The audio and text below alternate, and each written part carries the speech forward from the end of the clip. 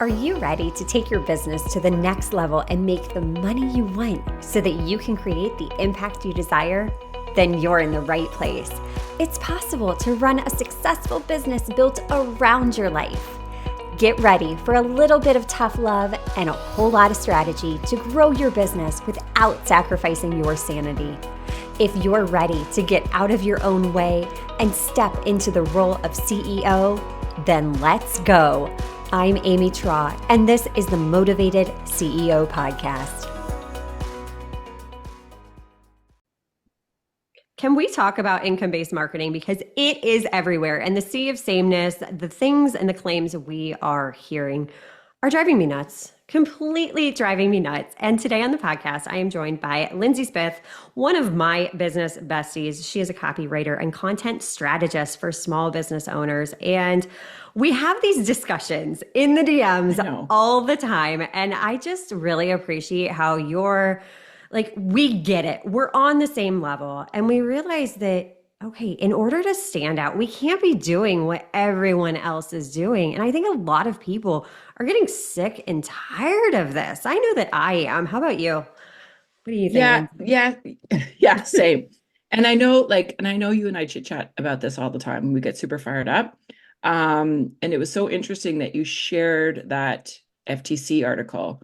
Yeah. Can you let's talk about that. So oh my gosh, tell us what was in there and what's happening in the US. There's a lot of things. Like, I'm based here in the United States. You're in Canada. So I'm not sure if there's like a similar regulating body there. I'm sure there's something. But here in the United States, there's this governing body, the FTC, and they're really cracking down on these arduous claims that are out there, these income-based marketing claims saying, okay, if you're sharing testimonials, if you're sharing out results, you need to back it up with receipts. Because if someone reports you and reports that you're doing deceptive marketing, deceptive tactics, sharing wins that aren't real or realistic, you can get in a boatload of trouble. And there's been several major cases with big companies, but just because you're a small business owner doesn't mean this doesn't apply to you, because it's very easy to go on their website and report someone. So as a business owner, it's so important that we are staying ahead of these regulation changes, because these changes just went into effect in August. So that's why I really firmly believe that as a business owner, one of the first people you need to hire out is a lawyer, because it's always changing. I'm not a lawyer. I can't keep up with it. That's why you need someone on your side that can and can help you decipher it. And that's what this article, it's over on LinkedIn, really dove into, is breaking it down into layman's terms as to what it means for us as entrepreneurs in the online space, because there is a lot of deceptive marketing going on that really gives the industry then a bad name. How about in Canada? What are you seeing? Sorry. We have something like that. I forget what it's called, but yeah, there is something that it's like, I don't know what it's called. So, and here's something that I think, right? This income-based marketing thing, like if you look back like 2 years, maybe even 3 years, like a lot of people were using this because it was working. And I think it attracts a certain kind of person. And I have been sucked into it as well. Like, oh my God, obviously, if this person's making this much money, they really know what they're talking about. And so I think it attracts a certain kind of person. And the other thing is the people who were using it 2-3 years ago, it's kind of like, well, now what? Because they've been doing this whole time. And now it's kind of like, well, what else are you going to talk about? Because that's all you've been talking about for 2-3 years, right? So it's kind of, and here's the other thing too. I didn't even realize this. I learned this on Threads. One, you can completely fib about how much you're making. There's like all kinds of like random websites that will mimic like your Stripe account or whatever, that you can just make up whatever you want. And I think especially in the time of MMR, right, where it's like this weird industry that's like on one hand, you see somebody being like, oh my God, I'm not making any money. This sucks. And then their next post is like, wow, 20 grand in 20 minutes. And you're like, what? Okay, that's sketchy. So, and I talk about this a lot too with my clients, like the way people are scrolling. If you're like whatever it is in your email inbox, in your social content, whatever it is, like the way people are scrolling, like, and whoever's listening, like I want you to think about the way you're scrolling and what like pops out at you. What pops out at you in your email inbox? What pops out at you on your social feeds? And it's not that anymore. And it's not the like 6 tips to blah, blah, blah, blah, right? And I think there's two things there. There's the income-based marketing stuff, which I feel like smarty pantses are like over and they can see right through it, right? Like once you know it, you can't unknow it and you just see it and you're like, oh, that's gross. And then on the other side, I think, we've always been told like, oh, you have to do educational content, blah, blah, blah, blah, right? And so there's always these 5 tips to but that stuff is getting tiresome. And when you see that stuff in your social feeds or you see that stuff in your inbox, you're just like, wah, wah. Right. Like I think people want to be like entertained. Like I think we're shifting to like a different type of like content formula. Oh my gosh, absolutely. And it's I making have a lot so to many of say. us, yeah, I love it. But it's causing so many of us to get in our heads and then to overthink all of it. But the tip that you shared about when you're scrolling, when you're going through your inbox, like just noting what draws you in. I mean, that right there is something I learned from you a while ago. And that is really a great piece of advice because when you think about it, you're having this different perspective. You're viewing it from a different angle. And it's like, well, what about this is standing out to me? Because we are all consumers on some level and we're forgetting that. And then we get in our heads and we think, "Oh, okay, I need to do this type of content this way because everybody else is telling me I need to do this." And then we get in our heads and we get into analysis paralysis. And it's just crazy and maddening to me. Like how many entrepreneurs you see are closing up shop because they're like, well, I just don't know. And these are amazing business owners.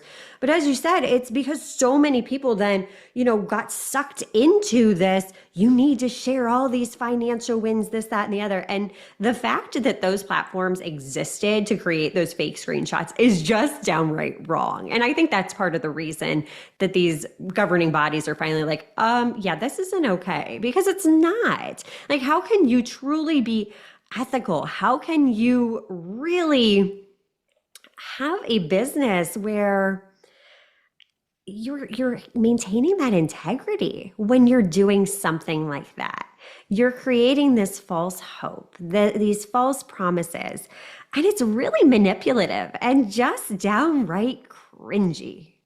It's super cringy, and I agree. And I think it's like, and I think there was a time where it was like that was expected, Yeah. right? Like the very first coach I worked with, she's no longer a coach because she just was like, she just got yucked out about it. And I remember her talking to me about, you know, she would put out some financial wins, like I made 30 grand this month or whatever. And I remember, because I knew her as a friend, I was like, that's amazing. But looking back, she was like, that is yucky. She's like, I did that because it was like expected. Like Mm-hmm. she's like, that's not my typical month, but it was expected that that's the kind of thing that I shared. Right. So I think there's, and it again, right? Like if you're new or whatever, you're just kind of like, am I supposed to be doing this? Like, and like you said, we get into our head and we're like, is this what everybody else is doing? And the word integrity, I feel like, like when you go back to your business values and stuff, right? Like mine is authenticity, transparency. I have a third one. I forget what it is right now, but like those are important to me. And I think, early on when I sort of switched from only doing copywriting to, in addition, taking on content clients and teaching people how to create content, like in the early days, I was kind of like, is this how I'm supposed to talk to people? Right? Because you don't really know. And I think unless we have these conversations, I think it just keeps going. And the other thing is, right, like the income claims, you have no idea what their overhead is. You have no idea how much they spent on ads. You have no idea what they're spending on, you know, God knows what. And there's this other thing that's expected is like, oh, well, I spent 50 grand on this such and such program. So this means I am charging you X amount of dollars. I don't give a shit what program you have invested in and how much it costs. Zero shits. That has no bearing on me working with you. Yeah, same. Oh my gosh, I could not agree more. So much of this is taken out of context. And you're right, we don't know what the overhead is. We don't know what the profit margin is. We're not getting the whole story. And I think that the longer this goes on, we kind of saw like the boom and now we're seeing the bust where people are sick and tired of it. They're sick and tired of feeling like crap every single time that they see someone sharing, I made the 30K effortlessly and easily while sitting on the beach drinking a margarita. It's like, okay, well, what went into that? And it drives me crazy. And you're right too about, oh, I invested this much money. Well, do you see everyone out there with a doctorate just, boasting that every single day? I have a doctorate from Cornell, da da da da da. Okay, great. That's wonderful. Like you invested a boatload of money into that, but does that make you any more qualified? No, what makes us qualified is our experience in the field and the results that our clients are getting beyond the monetary results. Because a lot of times I don't share my clients' monetary results because I didn't put in the work. They did the work. That is their win. That is for them to share. I am here on the back end to help you leverage the data to drive your decisions, to help you strategically grow your business in a way that feels good for you.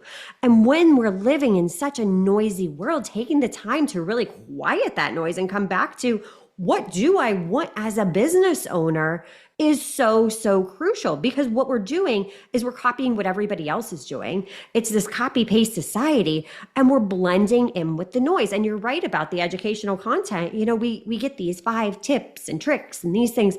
But what's happening is now people are going to tools like ChatGPT and just copying and pasting using all the same words. And it's just like, even that's getting maddening. When you're scrolling through, you can kind of tell, oh, that's a ChatGPT post because they sound the same. Mm-hmm. Yeah. Yes, I agree. And I think, I used to be very anti ChatGPT, and then I was like, okay, let's just like make friends with it. Mm-hmm. So it's an awesome tool. I think, however, and I've seen some big names have very questionable emails and social captions, but I'm like, that something's askew here.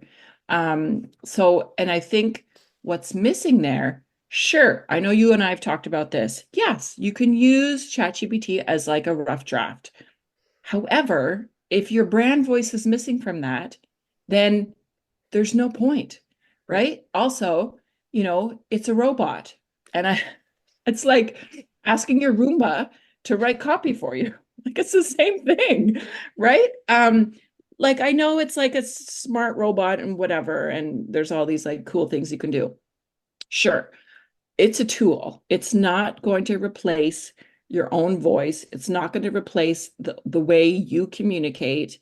Yeah, and it's so funny. Like I did a training ages ago with some sort of ChatGPT guy, and he basically told me like, yeah, they're coming for your job. It's like, what?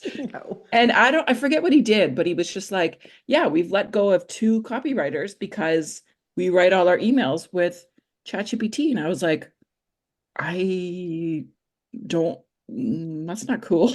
Like Yeah. and so, yes, I understand It's an awesome tool. I don't think it can't replace your brain.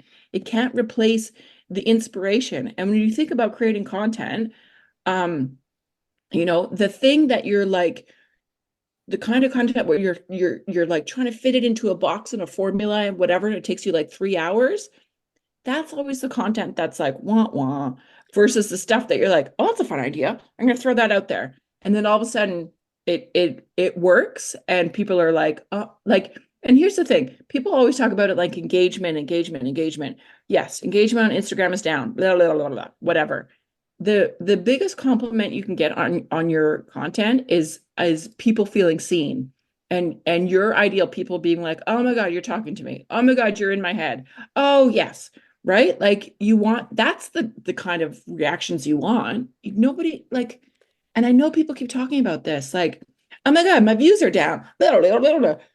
Okay, yes, again, back to data. Sure, checking your views and whatever once a month or whatever on Instagram, great. Figure out what's working, figure out what your people absorbing. But otherwise, don't worry about it. Don't worry about the numbers on Instagram. Nobody is, it's a blessing and a curse that like nobody's watching that closely, but also nobody is watching that closely. You know what I mean? Exactly. Exactly. I mean, these are two amazing tools when we leverage them appropriately in our business. But our content strategy shouldn't just be using Chat GPT. It shouldn't just be posting on social media. And I think that's what so many people forget. That content is so much more than that. It's not just one thing. It's not just social media. And it's so funny what you said because it's absolutely true about, the content that just kind of pops into our head and we do on a whim. That's always the stuff that resonates with people. The things that we're just in real time, in the heat of the moment, sharing something passionately. That's what people resonate with because it humanizes our brand. Because at the end of the day, Mm-hmm. people buy from people. And if you make Mm-hmm. someone feel understood, seen, heard, valued, guess what? They're going to be attracted to you. But I think it's scary as business owners because we don't want to offend someone. We don't want to step on toes.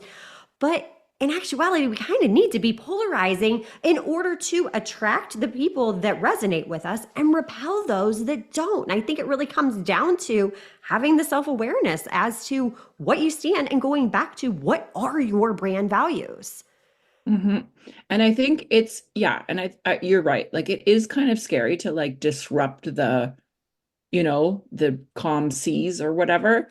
And it doesn't mean like you have to like poop all over one group and lift Right. up another group, right? Like it doesn't have to be like that, but you do have to have some sort of stance. You do sort of have to disrupt the some of the common ideas, right? How you do that is up to you and your comfort level. Like and I say this all the time, right? Like I'm not putting a picture of myself in a bikini is not, that has nothing to do with my ideal client. Like, sure, that's super vulnerable and like will disrupt my feed, but that has nothing to do with my ideal client, right? I'll probably get a bunch of stupid bots following me or something. Oh gosh, But it's the worst. oh my God, I get them every day. Do you get I do like the too.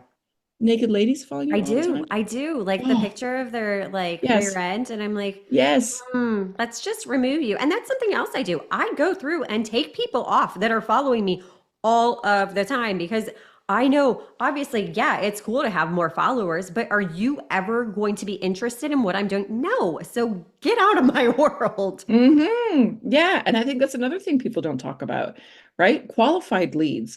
Like it's and I think we still live in a time where it's like you want a massive email list and you want a massive social following. And I think there's so many people out there who are like, grow your following, grow your following. Oh my God, I grew 10,000 followers in 6 months. And okay, so what? What happened next? What happened next? And so I know we still live in a time where it's like you're checking the number of followers, right?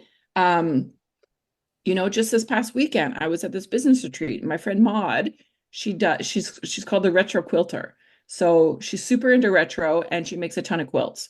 She has like 40,000 Instagram followers.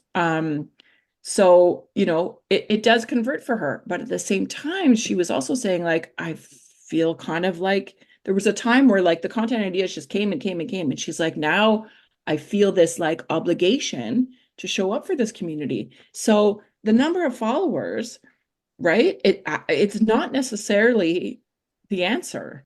And I know there's a lot of content people who teach that.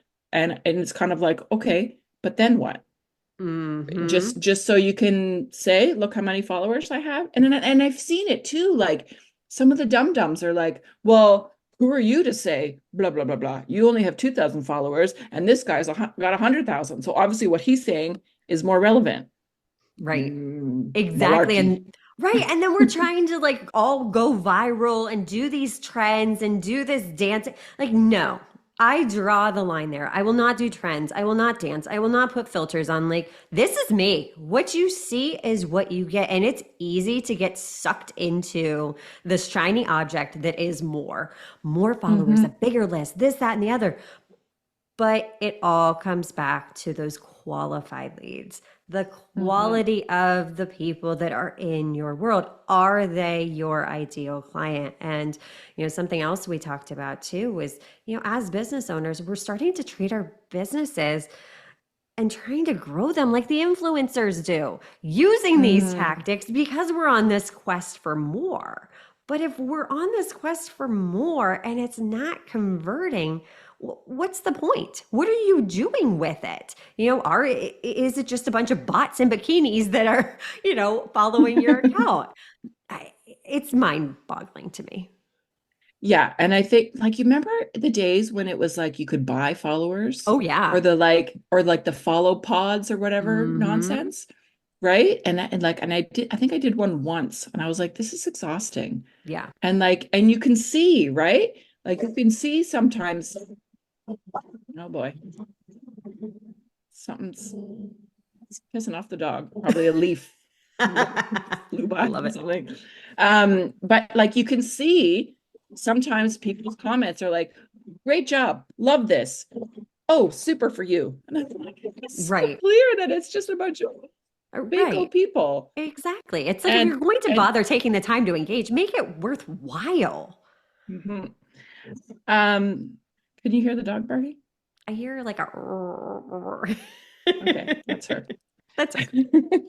Just It's real life over here, folks. I got a exactly. I got a kid on the couch and a dog who barks at anything that makes her upset.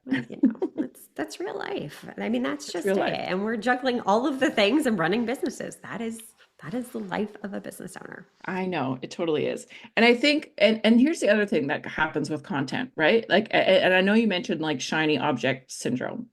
And so much of business is like the nerdy, unglamorous things. And I think I have definitely been sucked into shiny object, and I know you have too. Oh yeah. Like, it's just like the human condition. But so much of it is just looking at what's working and continuing to do that. And I talk about this a lot with my clients, and I'm like, a lot of my clients are like, well, my content's not converting. My content's not converting. Instagram's not converting. I'm like, okay, maybe Instagram is not. And when I say content, people immediately think Instagram. They think social media immediately and they think Instagram immediately. That's fine. Whatever. Content is actually much bigger than that, right? Like your website, that's your content. This is content right here. It's much bigger than that. It's how you represent your brand out in the world. Like that is content. So funny. This business retreat I was at this weekend, I felt like anytime anybody was talking, I was like, that's content. That's content. I felt like I was just following people around. And when they were getting really fired up about stuff, I was like, that's content. Just so I was like, I feel like I need to just be like, follow everybody around with like a camera and be like, that was content. That's content. um, where was I going with this? I forget what I was Just saying. how building a business, it's not sexy. It's not about No, those it's not shiny sexy. objects. It's Hmm. digging in and doing the basics over and over and over, day in and day out, even when you don't feel like it. You have to Hmm. stay accountable to yourself, stay disciplined to Hmm. yourself. Because sure, especially when you're working from home, it's easy to be like, I just don't feel like it today. We all Just have gonna have a those little days. lie down. Hmm. Exactly. Exactly, exactly. But if we're doing that day after day after day after day, and then we wonder, okay, well, why isn't my content converting? Well, you're doing the same thing and expecting different results. It's the definition of Mhm. insanity. Yeah. Yeah. And if it's like, you know, like I'm a big proponent of long form content, like a podcast, a blog, YouTube videos, all of like the old school stuff that everybody forgot about. Um, so I think, your hardcores, like I always talk about your hardcore fans, and they are the ones who are going to binge your content. They're going to like start to creep you. And I think the buyer process has lengthened. And I think maybe 5, 6 years ago, it was like, post a random thing on Instagram, buy now, and somebody would buy, right? Things have shifted and things are going to continue to shift, but we are not in that time anymore. I think people are like they've invested in all this stuff and they're like, why would I invest in you? Right? Like I think people are getting more skeptical. There's like more online business owners than ever before. And it's kind of like, why you and why now? So I think more than ever, our messaging has to be so super clear, and you have to figure out like what makes you different, your USP, like more than ever, and like dial into it big time. And so much of marketing is just repeating yourself. People forget that you're just repeating yourself from different angles, different ideas. And I think people get like, they're like, oh my God, I have to think of like 57 content ideas for the next month. No, you don't. Just say this, keep saying the same thing, because what is it? 5 to 7 touch points or something before somebody makes a purchase. And I think it's probably like 10 now, I would say. Yeah. So you're talking to those hardcore fans who want to absorb your stuff all the time. Those are the people. And this is the other thing. I have so many tangents. I love it. Like, think about like a client you've had, or a client that would be your super ideal client, and write all your content to that one person. Like, instead of being like, oh my God, what do I say to the masses? Think about, Andrea, think about Nancy, think about Rebecca, and like, what do they need? What are their struggles and what do they need? And just write your content to that person. Create your content for that one person, and then it'll take all the overwhelm away. Yeah. I mean, that's such a great piece of advice because we're trying to please everyone. It goes kind of back to the people pleasing thing. We want Oh, to be yes. accepted by everyone, and The we belonging. forget, Mhm. right? Exactly. And we're looking for that instant gratification. We want to see that we're liked with all those likes, comments, Mhm. shares, all of the engagement on social media. But you're right. Getting back to what you called the old school tactics are so valuable.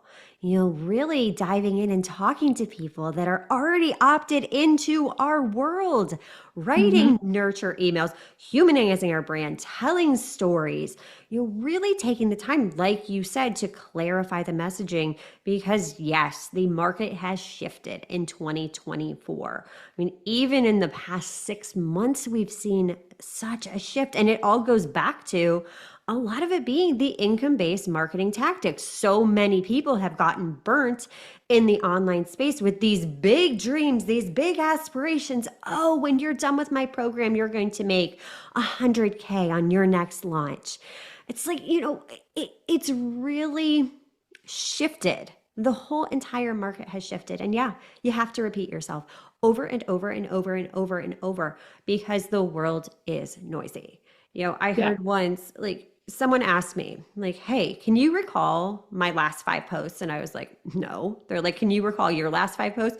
I couldn't. Like, I don't even know what my last 5 posts were. I have a little idea because I kind of stick with a general structure. I couldn't tell you any specifics though. And that is key. It's doing the same thing over and over and over, but then looking at the data, assessing what is working, what is not. And that is the missing piece that allows us to shift and adapt and tweak and refine our messaging so that we can then grow our sales because it's not rocket science. It's double downing on what is working and then releasing and moving away from what's not. Because we're always evolving, we're always growing, and our messaging should always be being refined more and more and more to speak to that one person. You're so right. You're so right. I know. Why don't we just like be in charge of the whole world? We're I really know we smart. should. We should. I love it. And that's what I've learned from you is like looking at the data and like, the past sort of 6, 7, 8 months, I've really nerded out on the stuff you talk about. I'm like, huh, this is, I was winging it for the first little while, which We I all think do at works for first. which works for a while until it stops working. Right. And that's definitely something I've learned from you is like nerding out on numbers and data. And, I still don't know how to work spreadsheets, but It's I'm okay. getting there. Well, and the thing is, you don't have to. Everybody gets so sucked into the whole numbers thing. They're like, but I'm not a numbers person. You don't have to be. Just start to get curious. See, where are people coming in from? What emails are actually getting opened? What are people replying back to me in those emails? There's some that I send out that I actually get replies back, and I love that. And that's valuable information for me because I can go, ooh, what about this did people like? How can I duplicate and do more of that? That's what makes it so Yeah, much easier. And that I gets me out know. of my I, head I and into agree. action? Yeah. And I think, and we're creative people. The entrepreneurial people are Yeah, creative you have people. to be. And I think it's so easy for us to just be like, oh, we have new ideas all the time, right? Like we essentially invented something from nothing. Like there was Amy Traw, like you had a different business before, and then you were like, okay, I'm gonna make up this new thing. So you just was like pulled it out of a hat, basically, Mhm. right? Same. And so I think we have this like, oh, I'm just gonna create this new thing. I'm gonna create this other new thing. And I think the more you can simplify, the better. Like Yeah. depending on if you are a product-based business or a service-based business, like I think having two offers, three offers, I don't know, 20 SKUs, whatever it is, like just simplify it because it makes your life so much easier.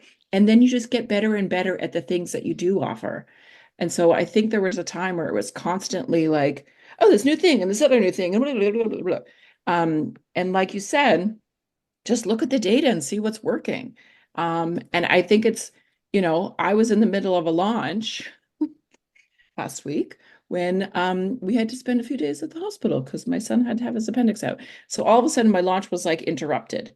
So I was kind of like, okay, well, what do I do next? Right? Like some things can be, my launch was like super strategic up until that point, and then all of a sudden 5 days of like sleeping in most terrible bed to cot things. I know everybody, if you're a parent, even if you're not a parent, I know you know. Um, and then I was kind of like, well, now what? So and I think that's the thing that we forget sometimes. Like our brand is going to shift and change as we grow and shift and change. You can have the best plans for a launch or a new product or whatever, and it can all go to poop. And you have to be willing to be like, okay, like you say, get curious. And I think curiosity is like the one of the most underrated business skills. Just be like, ask questions. Be like, okay, well, what do I do now? What's Right. going to work? What doesn't work? And so much of marketing is just experimentation, right? And doing the best we can with the research we have and the data that we have, and trying it. And I think if you are trying and experimenting and asking questions, like I feel like you're probably the top 5%, Yeah. right? Because we're still here. It's super easy. It'd be easier for me to be like, F this noise and go work at the Starbucks across the street. For sure. I'd probably be miserable and they'd probably fire me because I'd have a horrible attitude. Be like, don't you know who I am? But I think, we've chosen this path. And I say this all the time, like, I'm pretty sure I'm unemployable. One, because even if I wanted to get back into advertising, I don't have a portfolio. Two, I would have such an attitude and be like, how dare you tell me what to do? This is beneath me. Like, so, like, I think we have no choice but to just keep going. Right, exactly. We let that ego get in our way, but Hmm. you've got to have that grit. You've got to have the ability to take that step back and get curious. And if things aren't trending the way you want, that's okay. That's an opportunity to get curious and go, well, how can I make this work? Because there's so much proof out there that it can work. So get back Hmm. to the basics. And like Lindsay said, simplify in order to amplify. It comes down to that. This doesn't have to be complicated. Content doesn't have to be complicated. You do not have to fall into the sea of sameness, all the income-based marketing, all of the things. I love our conversations, Lindsay. Thank you so much for taking time to just always be my sounding board. I appreciate Oh, I you love so it. much. Oh Same, gosh. same. You need a business bestie in your life. If you I don't know have it's one, true. like seriously, like get out there and just start talking to people because that's how we met. We just met like I know. randomly and just started talking in Chit the chat. DMs. And yeah, now we chit chat Hmm. every day. So I know. thank you so much for being here. If you guys want more of Lindsay and to get into her world, we are going to link up. Her coffee chat connection call is hosted most Tuesdays. So information on that is in the show notes. Get into her world. She is so super smart with content and really has such a simple way of demystifying the whole process and helping The you anti-formula refine. formula. Yes, I love it. I love it because it has changed my business. So, Lindsay, I appreciate you. And until I next appreciate you. time, thank you. And until next time, cheers to making the money you want so you can create the impact you desire. Are you loving what you're hearing? Do us a favor and hit that subscribe button so you don't miss an episode.